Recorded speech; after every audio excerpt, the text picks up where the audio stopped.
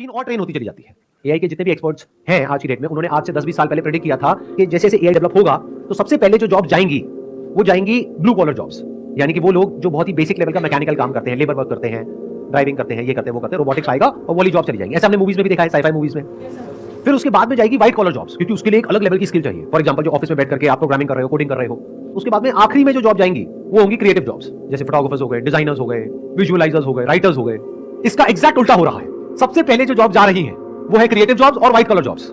मतलब जो सबसे मुश्किल काम था वो एआई ने सबसे पहले कर दिया। अभी आप लोगों को समझ नहीं आएगी मेरी बात। एक काम करते हैं, मैं आपको प्रैक्टिकली कुछ दिखाता हूं, तब शायद आप लोगों का दिमाग खुलेगा। अपने पास में एक इमेज होगी जो मैंने क्रिएट करी थी एआई से, वो यहां पर प्ले करता हूं एक बार। अब ध्यान से देखो इस इमेज को। क्या देखने में किसी भी एंगल से नकली लग रही है, रोबोट लग रही है, या एक असली फीमेल लग रही है? इन लोगों ने क्या किया है, बिलियंस ऑफ इमेजेस जो इंटरनेट पे है, यानी कि हमारी इमेजेस और हम जैसे और लोगों की इमेजेस, उन सबको बिना हमारी परमिशन के इन लोगों ने क्या किया, उसको रीड किया, उसको समझा, उससे सीख लिया। तो कहीं से आंखें पिक करी, कहीं से नाक पिक करी, कहीं से लिप्स पिक करे, कहीं से ज्वेलरी पिक करी, कहीं और से कुछ पिक किया। अब ये female, there is a strong possibility पूरी दुनिया में कहीं एग्जिस्ट नहीं करती है, but she is as good as a top model. ध्यान से समझो कितने लोगों की जॉब जाने वाली है इसकी वजह से। इसकी मतलब इस लड़की की वजह से नहीं, क्योंकि लड़की तो कहीं नहीं, it is just a figment of imagination. Actual में लड़की कहीं एग्जिस्ट नहीं करती है। ये मॉडल अगर हम वैसे हायर करते तो इसके जो फीचर्स है, जो लुक है, इसको कम से कम हमको पेमेंट करनी पड़ती 20,000 से लेकर के 50,000 रुपए एक दिन की। ये शूट करने के लिए हमको पूरा एक सेट बनाना पड़ता, जिसकी कॉस्ट होती अगेन 15-20 हजार रुपए से लेकर के 50,000 रुपए। इसके लिए एक फोटोग्राफर हायर करना पड़ता, क्योंकि ये इमेज ऑर्डिनरी इमेज नहीं है। आप लोग एमेच्योर्स हो तो आपको पता नहीं लगेगा, but this is very high quality photography. तो इसके लिए जो फोटोग्राफर चाहिए वो उस लेवल का चाहिए जो एक दिन का चार्ज करेगा कम से कम 50,000 रुपए से लेकर के लाख रुपए। इसके लिए चाहिएगा एक ऐसा मेकअप आर्टिस्ट जिसकी पेमेंट होगी कम से कम 5 से 10 हजार रुपए। इसके लिए चाहिएगा एक स्टाइलिस्ट जो कि ये गारमेंट्स को हायर करेगा, ज्वेलरी को हायर करेगा या करेगी व्हाटएवर। तो कितने सारे लोग चाहिए। अब इन सब लोगों का क्या होगा? तो मैं सच को देख पा रहा हूं, I am not in a denial mode like most of you. तो आने वाले 1-2 साल के अंदर, 3 साल के अंदर जब इसकी क्वालिटी और बेटर होती चली जाएगी तो हमारी इमेजेस बिकनी बंद हो जाएंगी। तो उन फोटोग्राफर्स का क्या होगा, मॉडल्स का क्या होगा, स्टाइलिस्ट का क्या होगा, ग्राफिक डिजाइनर्स का क्या होगा? इसके अंदर एडिटिंग हो रखी है बहुत अच्छे लेवल की। तो एक झटके के अंदर अंदर कितनी जॉब चली गई।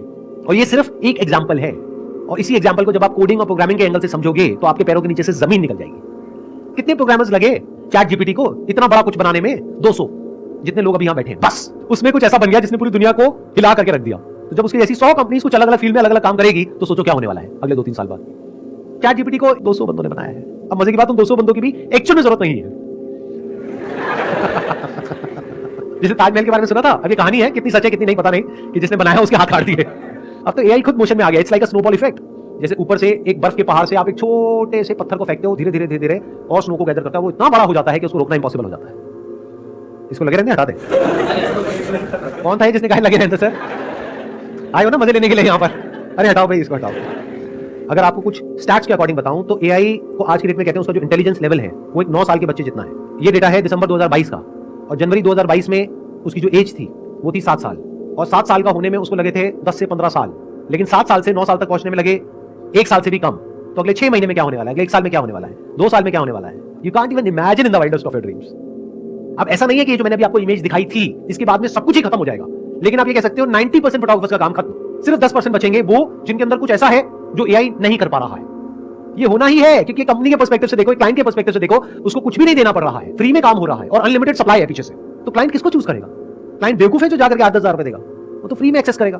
बट इस सच को देख पाने के लिए एक ऐसी नजर चाहिए जो बिल्कुल ही अनबायस्ड हो और फियरलेस हो। ये नहीं कि डर करके डिनायल मोड में चले गए।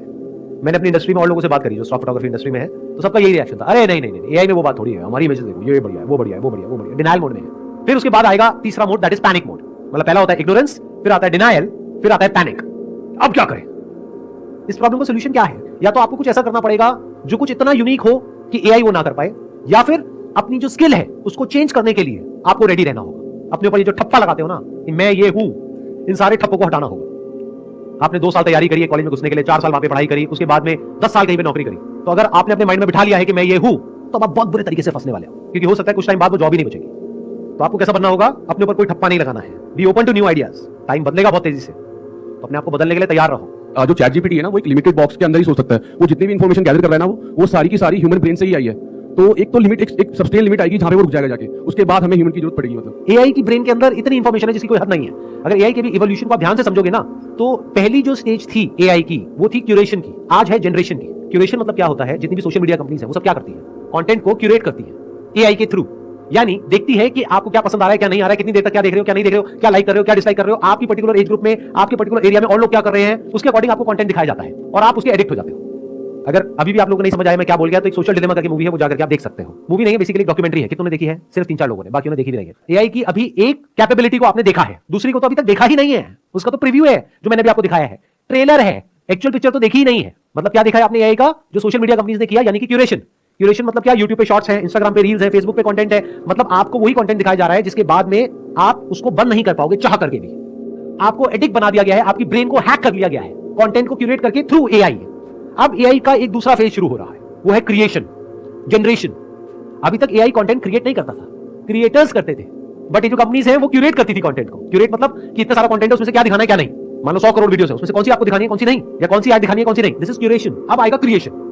आप कहो ना आपको क्या चाहिए, you will give a command, you will give a prompt and it will create something that is non existent, anything for that matter. आप प्रॉब्लम दो एआई को, इट विल सॉल्व। ऐसी प्रॉब्लम जो बड़े बड़े रिसर्चर्स नहीं सॉल्व कर पा रहे हैं, बड़े बड़े साइंटिस्ट नहीं सॉल्व कर पा रहे हैं, आप एआई को दो, ऐसे ऐसे सॉल्यूशंस निकल करके आएंगे कि साइंटिस्ट भी देख करके हिल जाएगा कि भाई ये क्या है, on the click of a button. ये नहीं कि 20 साल रिसर्च किया उसके बाद में कुछ निकल रहा है, अरे नहीं, एक सेकंड के अंदर। सर इसका कंक्लूजन क्या है योडी? ये हमारी सबकी बहुत बड़ी एक प्रॉब्लम है। हम सबको क्या चाहिए? कंक्लूजन चाहिए।